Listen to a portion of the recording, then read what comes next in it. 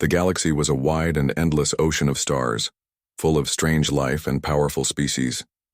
Some were covered in scales, some had thick hides, some carried venom in their fangs, and some had wings like shadows across the suns.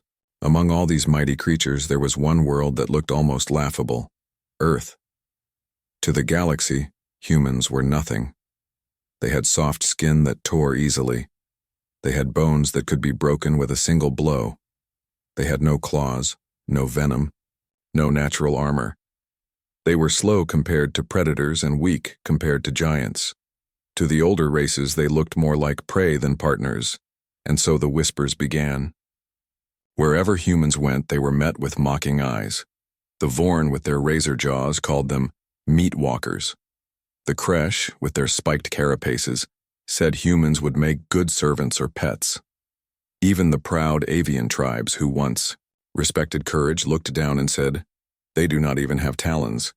How can they be hunters?" The humans heard these words. They pretended to smile. They bowed their heads in meetings of the Orion Conquered, the great council of worlds. But deep inside, the sting burned. They had fought too many battles on their own planet to be treated like cattle. They had walked through fire, disease, and endless wars. They had survived ice ages and deserts. They had endured storms that could crush mountains. Yet none of this seemed to matter to the galaxy. Humans were called fragile. Humans were called prey. And the worst part was, the galaxy believed it. In the conquered halls, human diplomats often sat at the far edge of the table. Their voices were soft compared to the roars, clicks, and hisses of other species. Their proposals were ignored. Their warnings were brushed aside. Some even joked that Earth's people had been allowed to join only for amusement. Still, humanity pressed forward. They built ships that crawled across the stars. They studied every weapon they could afford, every tool they could copy. Their scientists worked day and night, watching, learning, waiting. They did not rise in strength yet, but they gathered knowledge the way wolves gather in silence before a hunt. But there was pain in those years. Human traders were robbed at markets because no one feared their retaliation. Human colonies were raided by pirates because no one expected Earth to strike back. Even the soldiers of other races laughed when they saw humans in uniform. They will run first. They will die first. They are prey in prey's clothing. But history remembers something that the galaxy forgot. Humanity had never been the strongest, the fastest, or the most armored, even on their own world.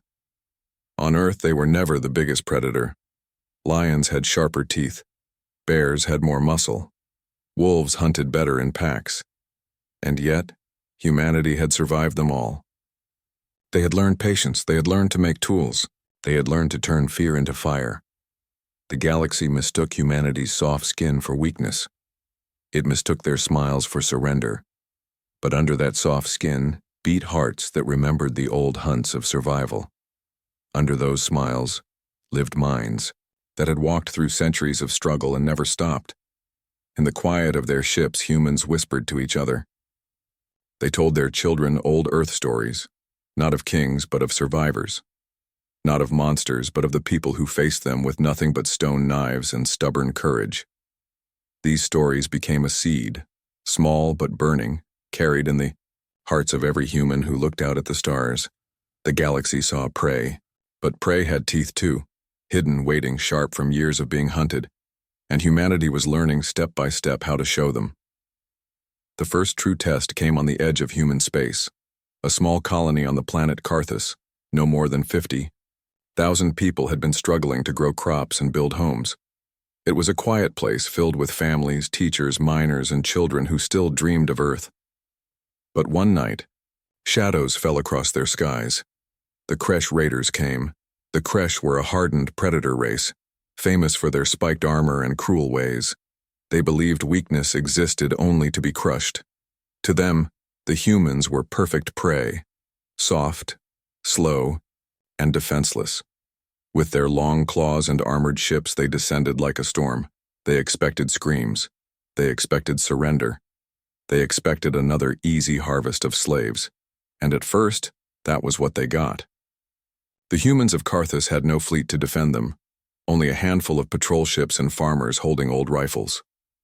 The Kresh burned fields, dragged people from homes, and filled the colony air with terror. The predators laughed as the prey ran, but something unexpected happened. In the forests outside the settlement, a group of colonists gathered. They were not soldiers. They were miners, engineers, hunters, and teachers. But when the raiders came, they remembered the old ways of Earth. They remembered that humanity had never been the strongest, but it had always been clever. They set traps. In the dark, they used fire and smoke to drive enemies into narrow valleys. They sharpened tools into weapons, using every scrap of metal they could find. And then, when the Kresh patrols came hunting through the woods, the humans struck.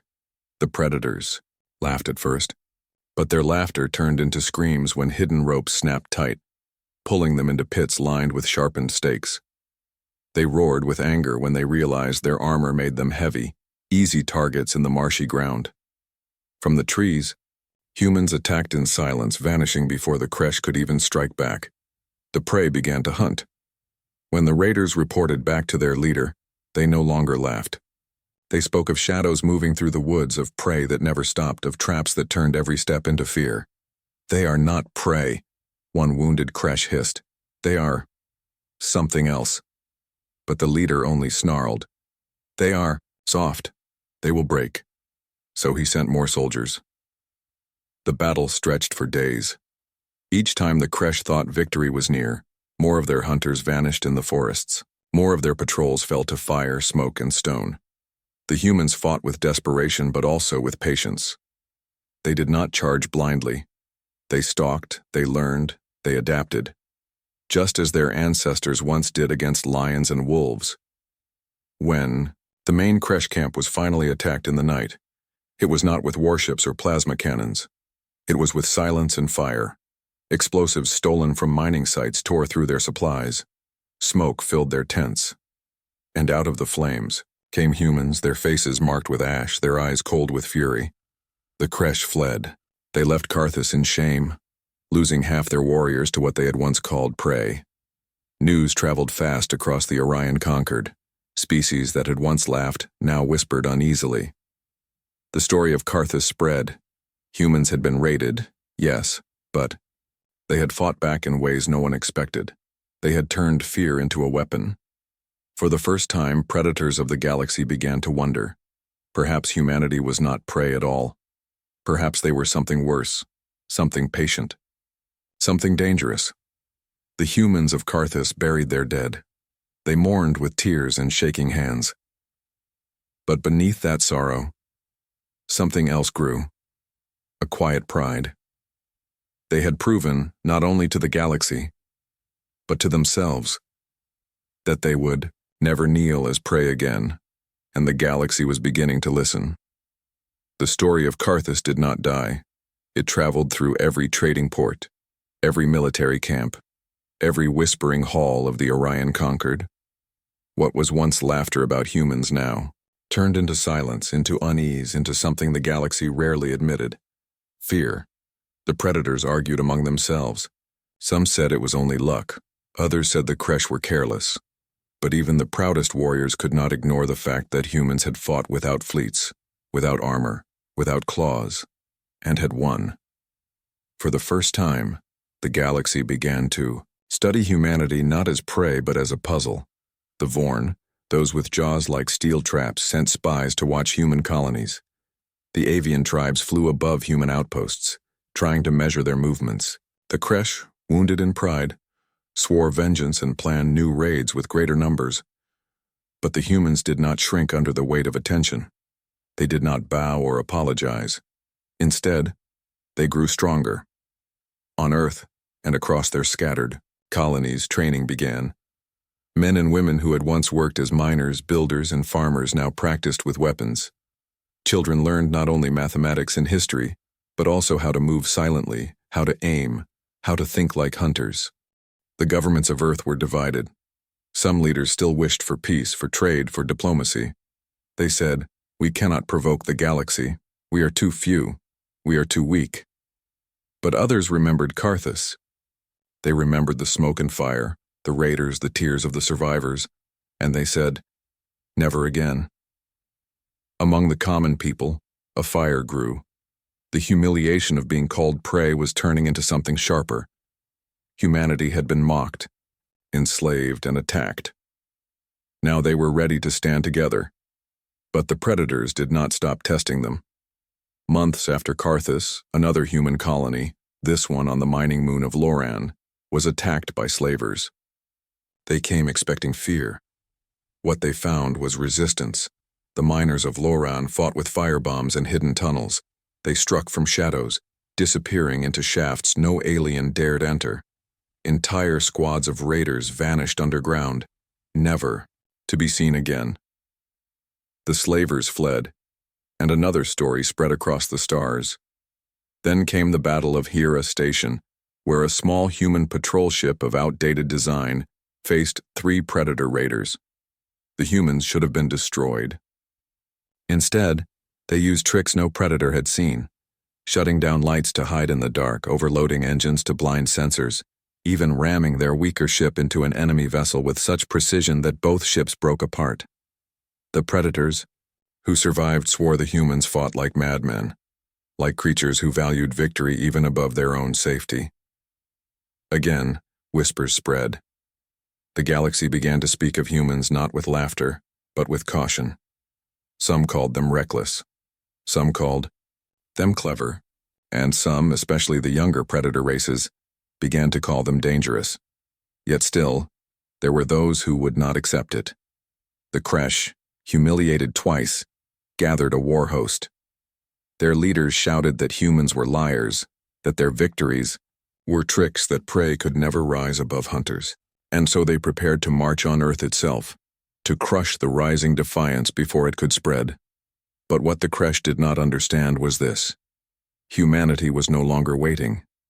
In secret bases, in hidden hangars, on distant worlds, humans had been building.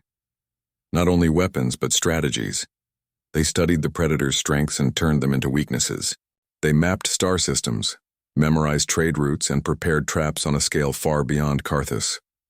Humanity was patient. Humanity was watching. Humanity was waiting. The predators thought they were planning a war against prey.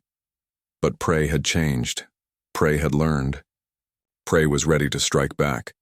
And when the Kresh warhost moved, the galaxy would soon see the truth. Humanity had never been prey at all. The Kresh warhost came like a storm. Their fleet was vast. Hundreds of warships with spiked armor and burning engines, their banners filled with the cries of conquest. Across the stars they spread the word, "We will crush the prey, we will make Earth scream." Other races gathered in secret to watch. Some believed the war would be over in days. Some hoped humanity would survive. And some, deep down, feared the Kresh might be walking into something they could not understand. On Earth, the skies filled with alarms. Every screen, every channel, every city knew the truth. The predators were coming. For a moment there was fear. Parents held their children close, old veterans remembered wars of the past. But then the fear turned into something else, into a steady fire in every heart. Humanity was ready. For years they had trained, learned, and prepared. Now, every city, every colony, every ship was part of the defense. Civilians dug shelters, but they also carried weapons. Farmers and miners knew where to hide traps. Soldiers stood in silence, their faces set, waiting for the sky to burn. When the Kresh fleet entered the Sol system, they came with laughter. "Weak prey," their commanders hissed. "We will tear their home apart. We will show the galaxy what happens when prey resists hunters." Their first target was Mars, where human colonies stretched across the red soil. The Kresh expected surrender. Instead, they found guns hidden in tunnels, mines buried beneath the sands, and swarms of drones rising from the dust. Human fighters, struck from below the surface, ambushing supply ships, vanishing into caves before the Kresh could even fire. Mars burned, but not with defeat, with resistance.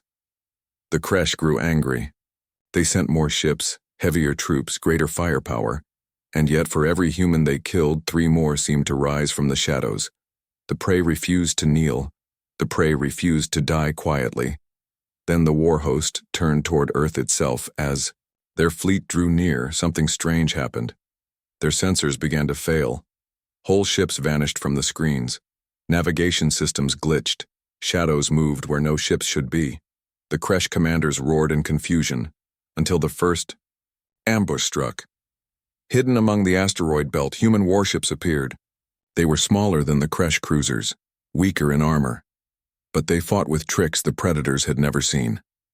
They shut off their engines, hiding in silence until the enemy came close. They launched weapons from impossible angles.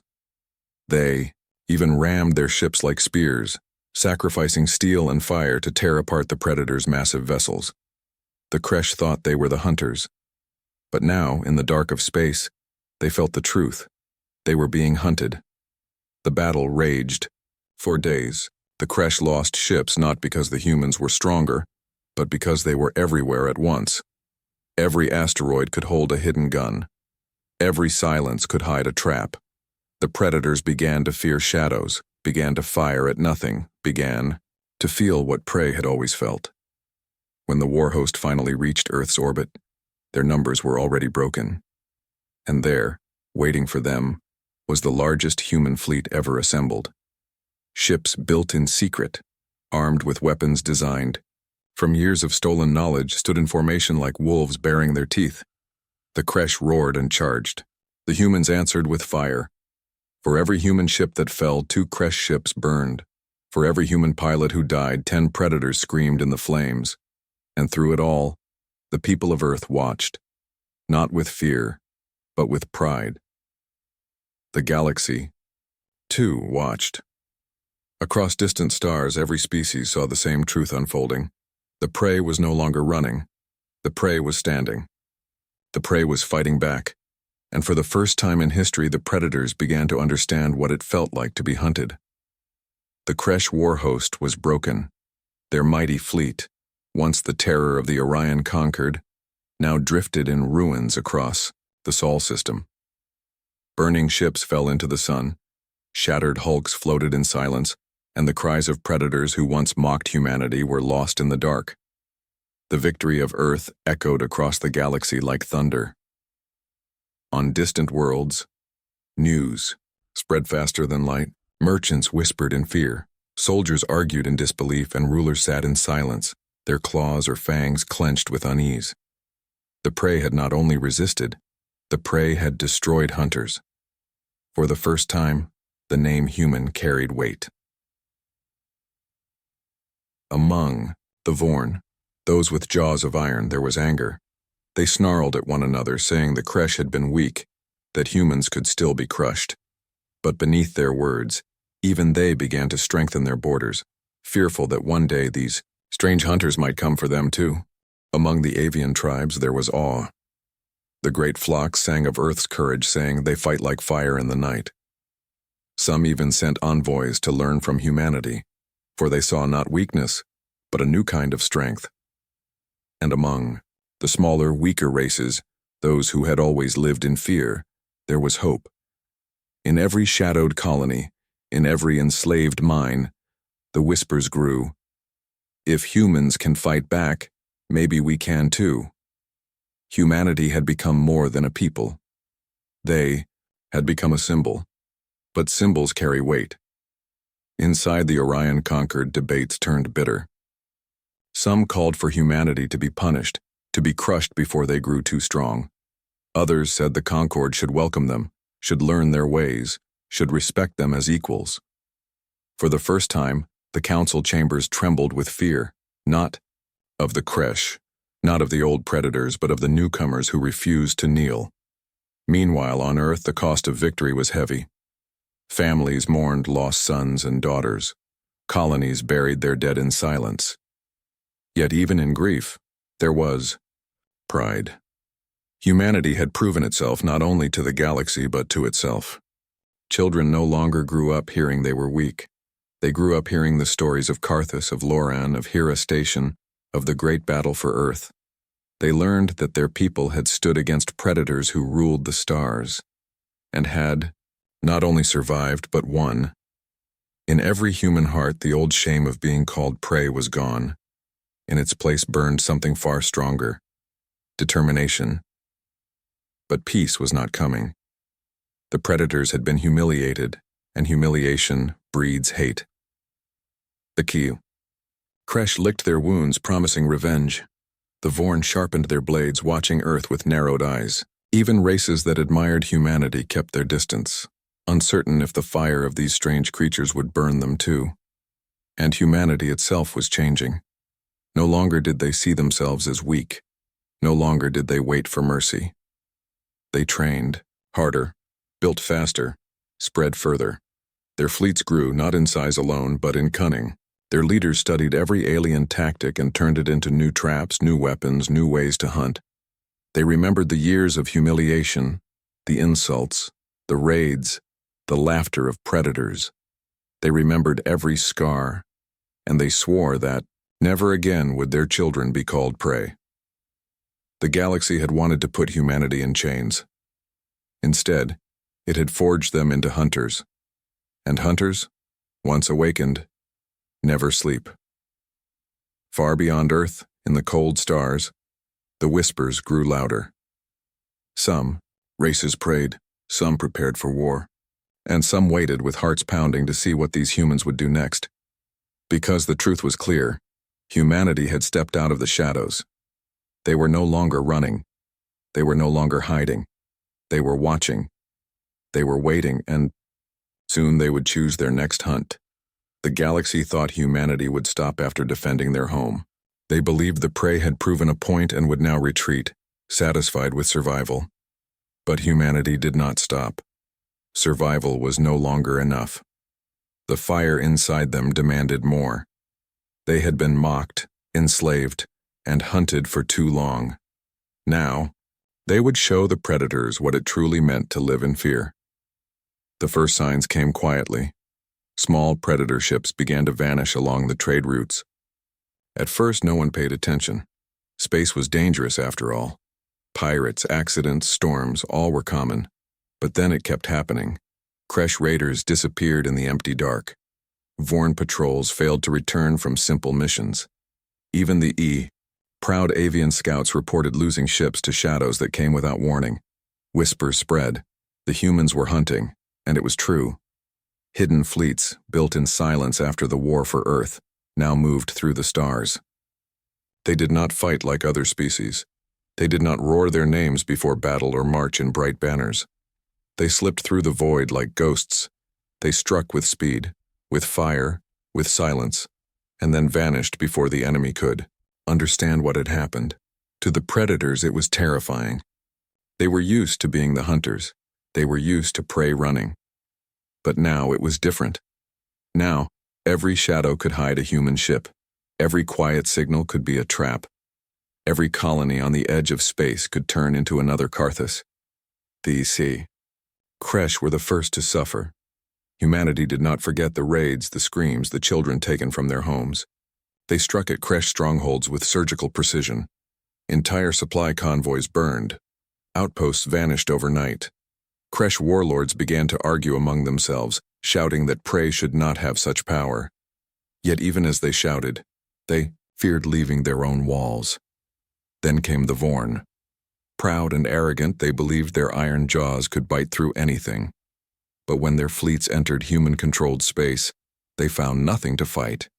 Their ships wandered through. Silence, chased by false signals, lured into ambush after ambush. When they finally faced humans directly, they were already broken, their crews exhausted by fear. The Vorn fled, not because they were weak, but because humanity had made them doubt themselves. And still the humans kept going. They did not conquer worlds with brute force. They did not enslave.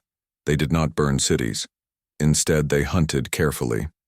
They chose their targets with precision. Slavers, raiders, warlords, the ones who had laughed the loudest when humanity was weak. They made examples of them. The galaxy watched in shock. Prey was not supposed to act this way. Prey was not supposed to choose its hunts. Prey was not supposed to strike fear into predators. And yet, here it was. Humanity, small and fragile, making giants tremble. But hunting took its toll. On Earth, families waited in silence for news. Some cheered each victory, others wept for those who never came home. Children grew up faster than they should have, their eyes filled not only with pride but with the heavy weight of war. Humanity was becoming strong, yes, but it was also carrying scars that would never fade. Still, they pressed on, because this was not only about revenge, this was about balance. This was about teaching the galaxy a truth it had forgotten. That the smallest, weakest creature can become the deadliest hunter when pushed to the edge. Across the Orion conquered, predator races now spoke of humanity in hushed voices. No one laughed anymore. No one called them prey. Even the bravest hunters looked over their shoulders in the dark, wondering if a human ship was waiting for them. The galaxy had always been ruled by fear, and now, for the first time, that fear had a new name. Humanity. The galaxy had changed. No one laughed at humans anymore. The word prey was no longer used with mocking smiles. Now it was spoken only in silence, with a shiver, as if even the memory of that insult might bring hunters in the night. But humanity had not set out only to spread fear. They wanted something greater. On Earth, leaders gathered. They looked at the maps of stars, at the stories of raids and battles, and they asked themselves, what now? For years they had fought to prove they were not prey. For years they had struck back at predators. But victory alone was not enough. Humanity needed a place in the galaxy, not as victims, not as monsters, but as equals. So they made a choice. Instead of sending fleets to conquer, they sent envoys. Ships that had once carried weapons now carried words. They went to the smaller races first, the ones who had lived in fear for centuries. Humanity offered them alliance, offered them protection, offered them a chance to rise from the shadows. Costume. Smaller races listened. They had seen the fire of humanity, the cunning, the courage. They remembered the whispers. If humans can fight back, maybe we can too. And now, with humanity's hand extended, many took it. For the first time in galactic history, prey stood together. The predators watched with unease. The Kresh growled in their fortresses, still dreaming of revenge but too broken to act. The owl. Vorn sharpened their blades but did not strike. Even the proudest warriors began to realize that fear alone could not rule forever. Then came the day when humanity stood again in the halls of the Orion Concord. The last time they had been there, they were laughed at. They were called weak, fragile, useless. Now the chamber was silent when the humans entered. No claws scraped against the floor, no wings rustled, no jaws snapped with mockery. Every eye turned toward them with a mixture of respect and dread. Human delegates spoke, their voice calm but strong. We were called prey. We were mocked, hunted, and broken. But we endured. We fought. We survived. And we showed that survival is its own kind of strength. We do not wish to rule the galaxy. We do not wish to enslave or destroy. But know this, humanity will never kneel again. To those who seek peace, we will give our hand. To those who seek war, we will be the shadow that hunts them. The words carried through the chamber like thunder. No one laughed. No one dared. In that moment, the galaxy understood something it had forgotten. True hunters are not always the ones with claws or fangs. Sometimes the greatest hunters are the ones who have spent the longest time surviving as prey. Learning. Patience, learning cunning. Learning how to strike when the moment is right. And so humanity's place was carved not with power alone, but with respect. On distant worlds, enslaved species rose up, inspired by the humans' defiance. On Predator, worlds' warriors trained harder, no longer sure they were the apex they once believed. The balance of the galaxy was shifting, and at its center stood a fragile, stubborn, relentless species from a small blue planet. Humanity. They had been mocked as prey. They had been hunted across stars. But they had endured. And in enduring, they had become something new, hunters. The galaxy would never forget the lesson, and the humans, though scarred, carried forward with quiet pride. They knew there would be more wars, more trials, more shadows waiting in the void. But they also knew the truth, a truth carved deep into every story, every heart, every whispered song among the stars. Never underestimate humanity. Because once prey learns to hunt, there is no predator left to fear.